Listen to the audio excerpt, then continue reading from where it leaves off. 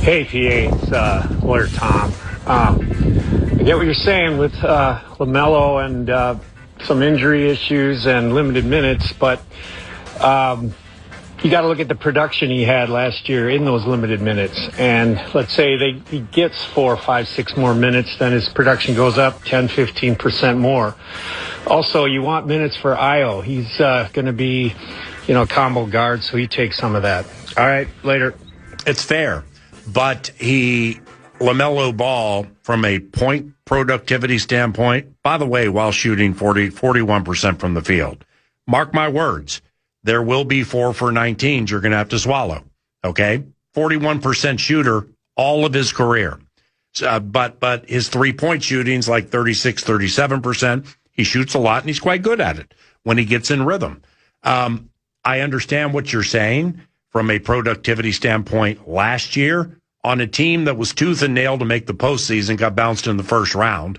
And the biggest shot hit by a Charlotte Hornet in the postseason last year was by Kobe White. I always love that one. Falling away into the stands at the buzzer to either win it or tie it or something like that. I think it was against the Heat. I think he's expecting to re-sign there too, and I wonder if that plays into this trade. Well, yeah, well, okay. From a financial standpoint. He's an unrestricted free agent, and yes, I've seen the same thing you've seen. So, again, let's just briefly unpack it. Why? It's like when Kyler Murray got here 1 year, $1 million and change. Yeah, we know he was Rookie of the Year in 2019. Yeah, we know he's fast. Yes. But the last time we saw him in the postseason, he was moonwalking into the end zone against Kevin O'Connell's L.A. Rams, throwing the ball to a linebacker for a pick six. Arm punts. The last time we saw LaMelo Ball in the postseason, it was nondescript. So regular season numbers for show, postseason leadership for dough. That's if we really want to get to the brass tacks of things, that's what needs to happen with LaMelo Ball around the best players around whom he's played probably in his life because of Anthony Edwards. So I can't just blindly or flippantly say the 10 or 15% increase in productivity is going to take place off the 72 last year, right? Despite 28 minutes per game. Why? Because they kept him in bubble wrap. During games, they kept him in bubble wrap. The two first and foremost things that hit me from a concern standpoint is, why did they let him go? I mean, like Arizona wanted Kyler gone so badly they were willing to just give him $35 million to leave. That whether you want to believe it or not, that is a very fair, significant part of Kyler Murray's narrative. It also is a very fair part of LaMelo Ball's narrative outside of the injuries, like 246 possible regular season games. He's played 105. He played 72 last year at 28 minutes a game. And he put up good numbers for the most part. But why do they want him to leave?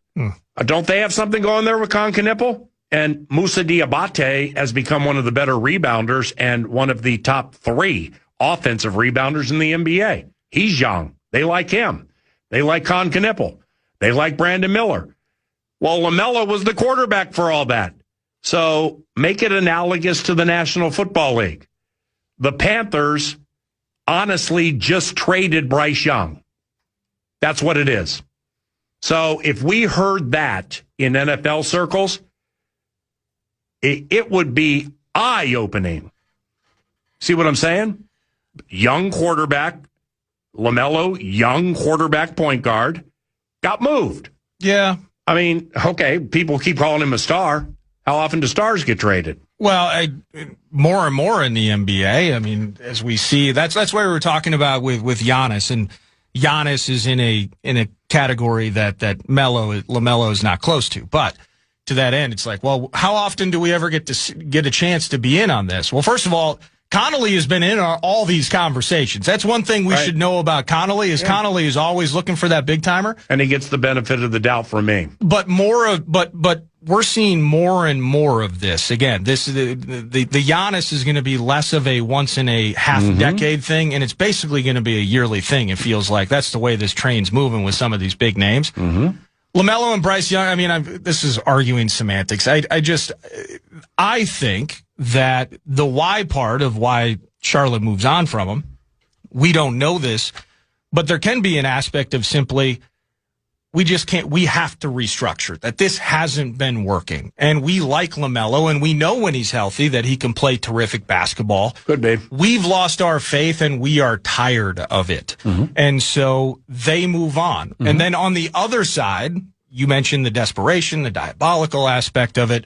There has to be a belief on this side of the table that, okay, we've seen that, but we believe that when it's good, it can be amazing, and it can be amazing with our guy that we have here. And we have faith that there's a process or a way that we can manage this to get the most out of them. So does that outweigh, because I think everybody can agree whether you have game-worn LaMelo balls from UCLA or Charlotte, and that's your guy. And he's here. Yeah. I'm buying season tickets. But I don't think it can be disputed that the Minnesota Timberwolves were desperate for a point guard. Yes. Okay. When you're generally speaking in personal or professional settings, when you are playing from the side of desperation, how does it generally go? I'm just laying that out. No, I get you. I get you. So they were desperate. I like the possibilities of, again, what it can be, but also this is Ant's team. I wonder what LaMelo looks like when he is not supposed to be the alpha of the team. I wonder how that impacts things. Yeah.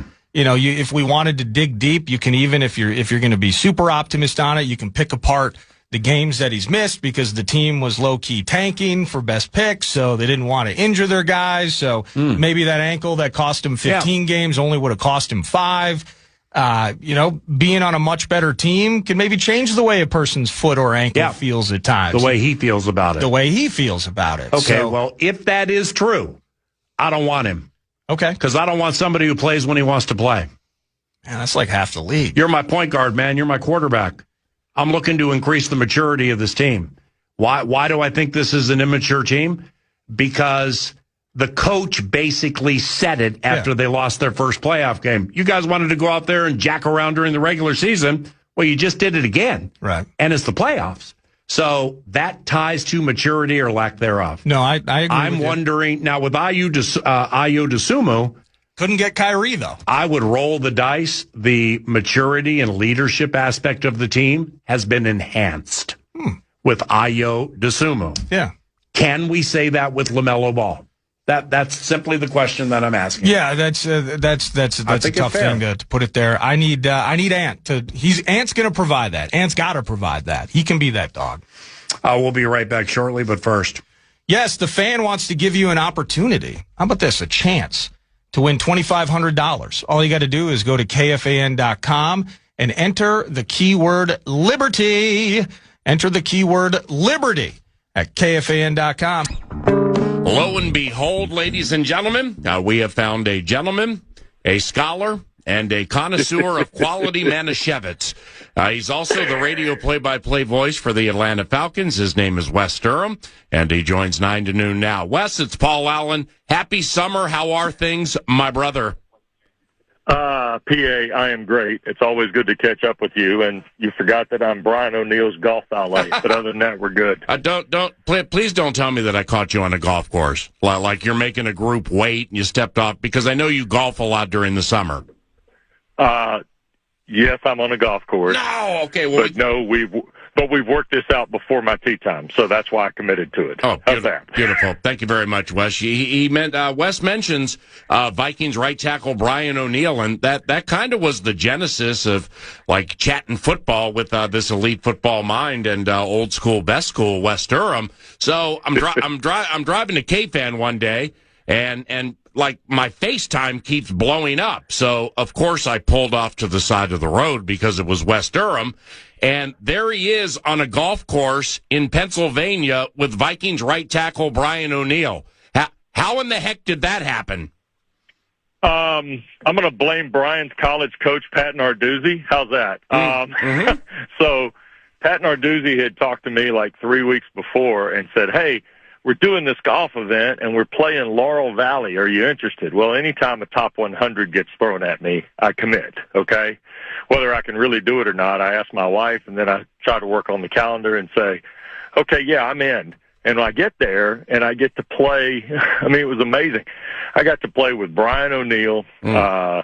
I got to play with two other former guys, Jimmy Morrissey, who plays for the Colts, who was Kenny Pickett's center the year that Pickett finished second for the Heisman Trophy.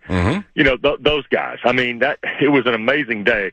And I got to tell you, Brian O'Neill was unbelievable. Just a terrific guy to be with, as you know, and really excited for his career to continue at the rate it has already. All right, so now Wes is the long time play-by-play voice for the Atlanta Falcons.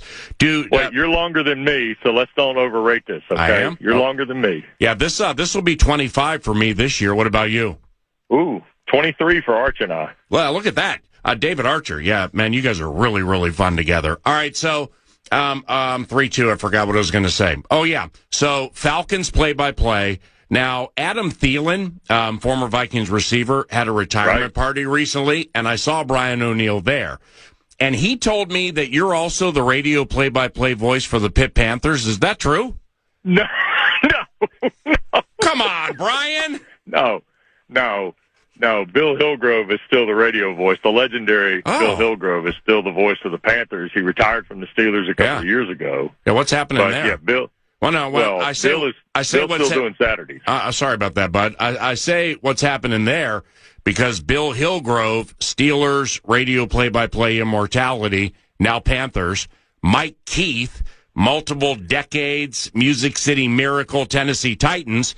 He leaves the Titans a couple of years ago, goes to the Tennessee Volunteers. So should we expect to hear you doing strictly Georgia Tech, Georgia, Wake Forest, some kind of ACC football soon? Well, I'm going to do ACC football anyway on Saturdays, as you know, because I'm doing ACC Network now with Max Brown this fall and continue my TV work that I've had the last 13 years. So, yeah, I'm going to still do Saturday, Sundays. Bill did Saturday, Sundays, in Pittsburgh. He did the Panthers on Saturday and the Steelers on Sunday for, PA, 20-some, 30-some years. I mean, it was amazing to watch his career. Well, yeah, and recently retired Bucks Vox, Gene Deckeroff, fired the cannons. Florida State. Yep, 3-2-1 touchdown Buccaneers. Florida State Saturday, Buccaneers on Sunday, man. So that's really cool. Now, so football and basketball for the ACC network for you, right? Yep, absolutely. From a football standpoint, did you when you're calling any of those games, Wes? Did you happen to catch Demond Claiborne, the running back at Wake Forest? And if so, what do you know about him? Because they like him up here. Yeah, they should. I think he's a terrific back. I think his game, Dave Clawson was the coach at Wake for the majority of his career, and he had Jake Dickert in his first season last year. And I think it's actually going to benefit him to have played in two geared-up systems like that. First of all, Clawson created a pro back. Remember Kenneth Walker, who was the MVP of the Super Bowl, originally started his career at Wake Forest before transferring late to Michigan State and then, obviously, having the year he did a year ago in Seattle. But Demond Claiborne, to me, is a pro back. I think he'll be a terrific add in Minnesota. Big frame, good speed, very physical, doesn't mind the contact, in fact, embraces it. But what happened a year ago, Paul, that I think will really help him for what you guys do is he caught the ball out of the backfield a little bit. And he did some of that with Clawson, but much more of it with Jake Dickert. And I think that's got to be a really encouraging piece as his career evolves professionally. All right. Now, Wes Durham, the Falcons Vox for 23 years, elite ACC basketball mind. Did you happen to catch any of Isaiah Evans when he played with Duke? Because the Timberwolves drafted him last night.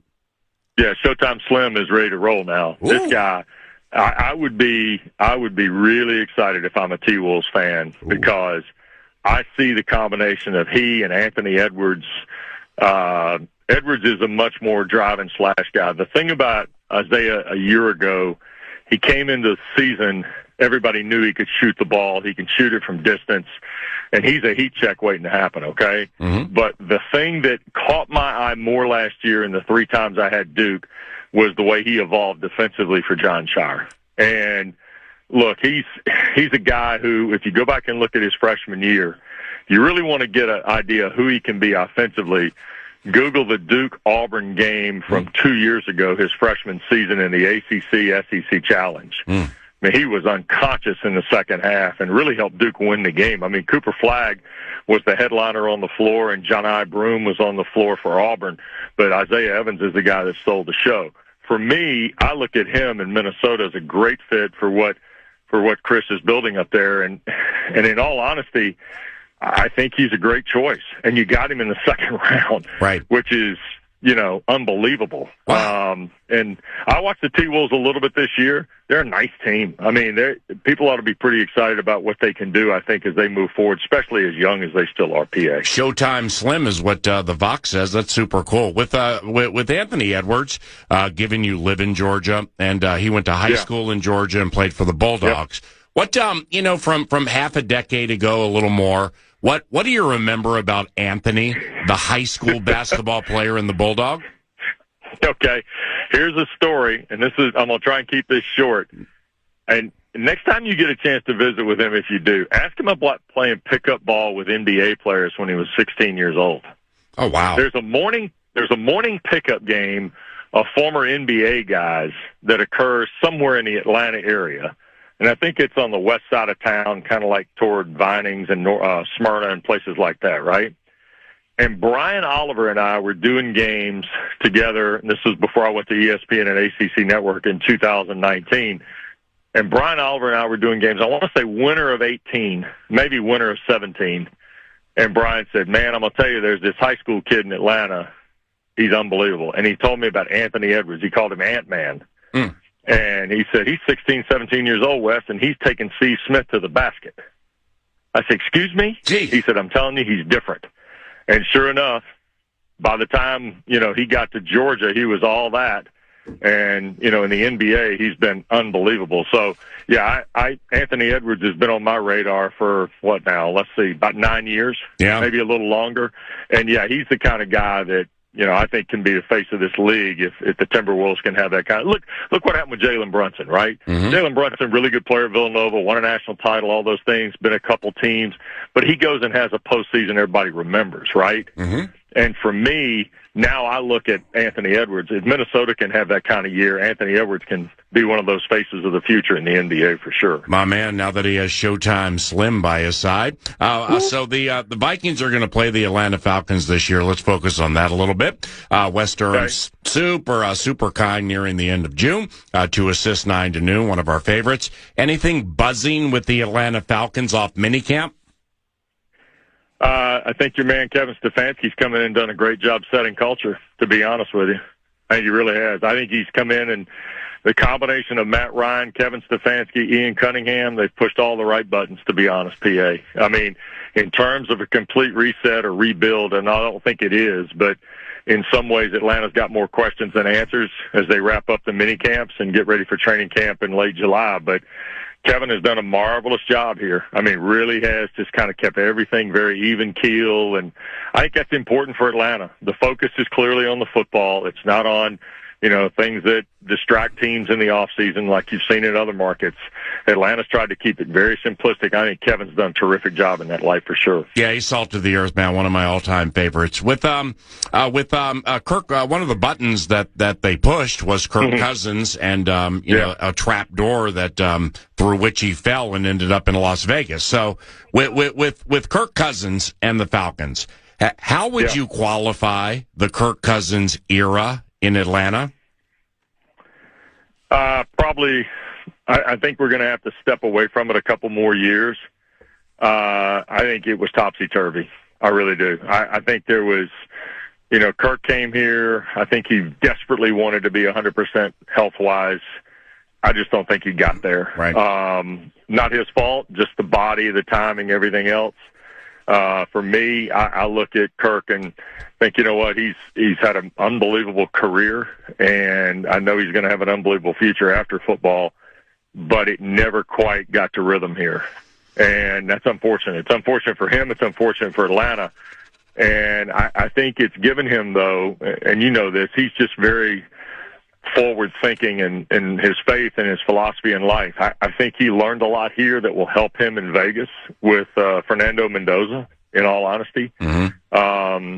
And did Atlanta do the right things here? And you could argue that was a tough spot. I mean, them taking Penix after Kirk had signed for the big money. Yeah. So, but he had moments. I mean, the comeback against Tampa last year, the 500-yard game against New Orleans, the comeback on Monday night in Philadelphia. I mean, there are just so many different things about Kirk that, he did have moments here. So you don't regard him as somebody that, didn't really perform at a high level here. He's a guy that I think had moments, but it was topsy-turvy at best. So Wes, with Kevin Stefanski, the new head coach for the Falcons, like whether you're having side background conversations with him, getting to know him for him, getting ready for the season and everything, or via the press conferences, like with Kevin, what can you tell he is really liking about your team? I think he likes the competitive nature of the young guys and the mix of veterans and young guys. This is a team, when you look at them, the way they're built, they've got 2 top 5 players on offense. Bijan Robinson and Drake London are in those conversations, right? He's got uncertainty at quarterback, but he's going to boilerplate this. I mean, he's going to find out what their best sequencing is as they start to build the playbook. I think that's where he and Tommy Rees's relationship is really critical, since Tommy's going to call the plays. But the other thing I'll look at with Kevin is I see a guy who I honestly believe, I think Kevin can really, really win this thing in a difficult situation if he just stays what he's done, and that's even keeled. I think the other asset he has is that he realizes Jeff Ulbrich is the guy he needs at defensive coordinator. Yeah. Whether he was told to keep him or he wants to keep him, I think they've done some small things defensively to really help themselves on the defensive side of the ball, too. And that's the other important part, is Atlanta can be who they are offensively, but they got to get better defensively, and they got to stop the run for sure. So just a few to close here with Wes Durham, play-by-play voice for the Atlanta Falcons. With how do you think they'll handle Tua and Penix when Michael is healthy? It's a really good question. I think Kevin said something about 3 weeks ago as it relates to accuracy, PA. Yeah. And I think he's going to play the most accurate guy. I just don't believe. Now, I hope on hope that Michael Penix is a quick healer and it all works out, right? Yeah. And he comes back 100% and he can go in week 1 at Pittsburgh. If he can't, I think Tua's accuracy is a very valuable commodity for what Atlanta needs to be, at least early on offense. The second part of this is this will be the best offensive set Tagovailoa's ever played with, period. Combination of skill, wide receiver, whatever the case may be, this will be as good as he's ever had it. And I think that's one of the things that's probably more important than anything else is you get Tua feeling good about his situation. And we know when he's healthy and kept upright, he's pretty good, Paul, and that's what Atlanta's got to bank on until Penix comes back. Who's the best team in your division and why? Well, they won it last year, so let's go ahead and give it to the Panthers. But I think this division, I think everybody got better in the offseason. Tampa clearly went and got better. Carolina's gotten better, although seemingly, for a team that won the division last year, there's still a lot of questions about their quarterback. But every time Atlanta sees him, he plays like he won the Heisman Trophy again. So, and then, you know what? I think we have an unknown in New Orleans, but at the same time, it feels like the Saints have done the right thing. And Kellen Moore's a pretty good coach. They didn't have a great year last year. They got to stay healthy at quarterback, but I think they got the quarterback situation solved with Tyler Shuck. And they're pretty excited about where that thing's going, and that's good for New Orleans. Now, that'll be the only time you hear me say anything nice about New Orleans.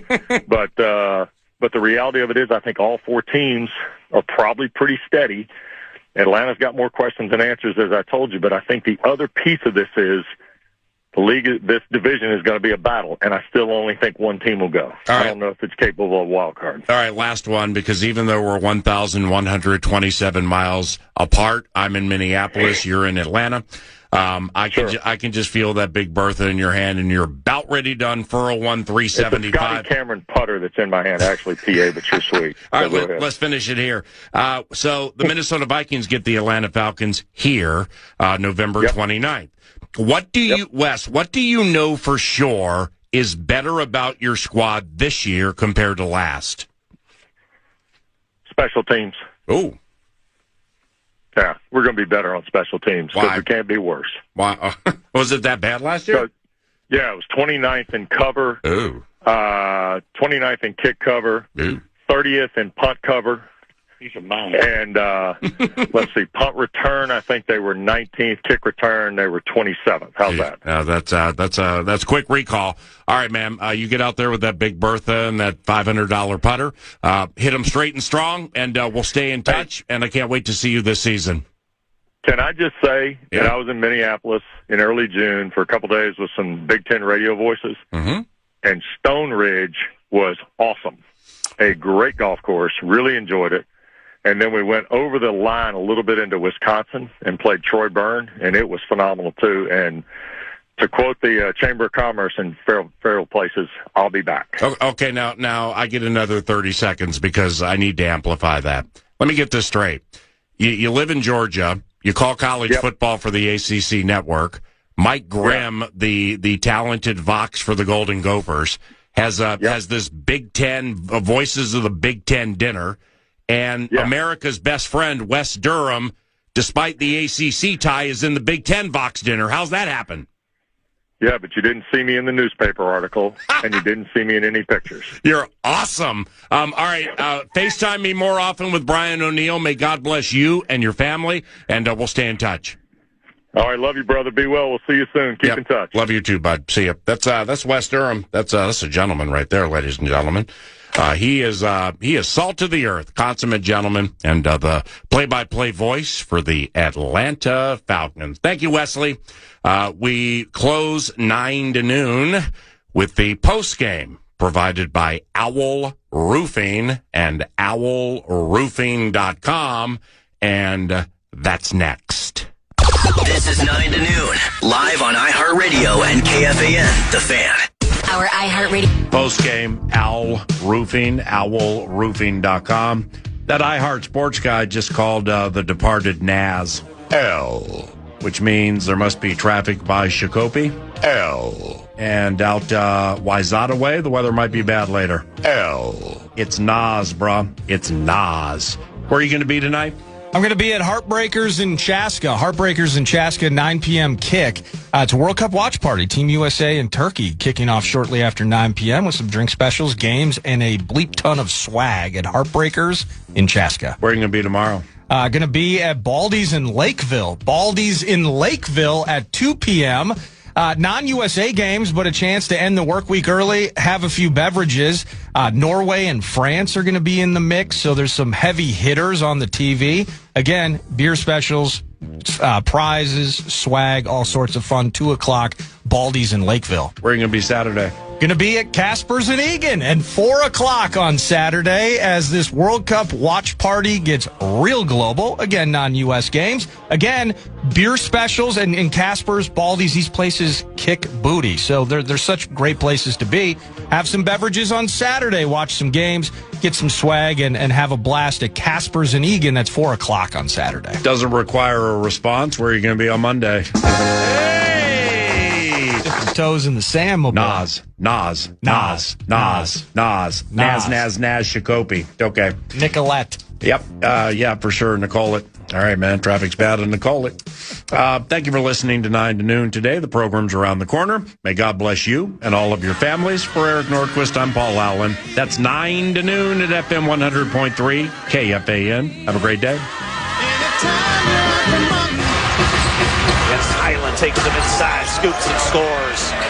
A 35-point night for LaMelo Ball in just 31 minutes. Temporary layoffs. Good times. Easy credit rip-offs. Good times. Scratching and surviving. Good times. 9 to noon. Good times. Ain't we lucky we got 'em? Good times. If it's good news or money, leave a message. Podcast today's Paul Allen Show, or listen back to previous show and interviews by going to the iHeartRadio app or KFAN.com. From the 1-800-ASK-GARY